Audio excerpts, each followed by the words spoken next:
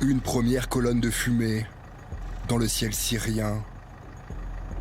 L'offensive turque a débuté hier après-midi.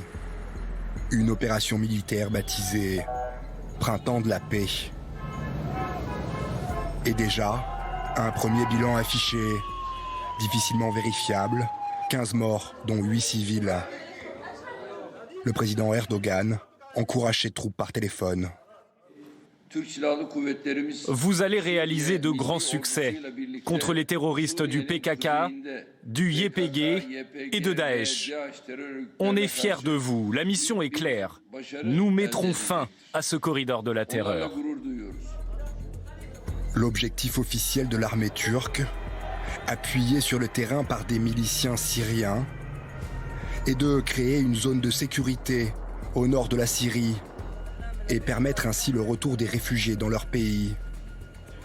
Une région aujourd'hui contrôlée par l'ennemi de toujours de la Turquie, les Kurdes du YPG, un allié majeur de la coalition internationale dans la guerre contre Daesh en Syrie.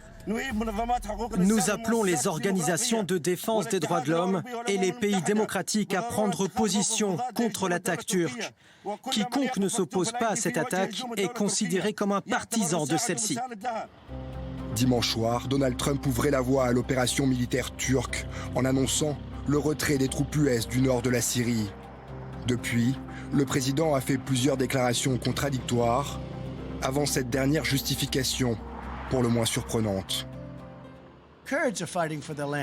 Les Kurdes se battent pour leur terre. Mais comme quelqu'un l'a écrit dans un très bon article aujourd'hui, ils ne nous ont pas aidés pendant la Seconde Guerre mondiale. Ils ne nous ont pas aidés, par exemple, en Normandie. À l'inverse, la France et l'Europe condamnent fermement l'offensive turque et appellent à son arrêt immédiat. Aujourd'hui, la Turquie est en train d'oublier que la priorité de la communauté internationale en Syrie est la lutte contre Daesh et le terrorisme. Elle est en train de faire courir un risque humanitaire à des millions de personnes. Et ce risque, le risque d'aider Daesh à reconstruire un califat, et ce risque humanitaire, c'est la responsabilité seule que prend la Turquie. Réponse cinglante du président turc Recep Tayyip Erdogan. Hé l'Europe, reprenez-vous.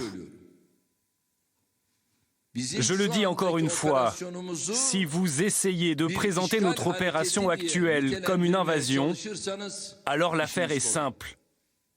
Nous ouvrirons les portes et vous enverrons 3,6 millions de migrants. À la demande de la France et de la Grande-Bretagne, une réunion d'urgence du Conseil de sécurité doit encore se tenir aujourd'hui au siège des Nations Unies.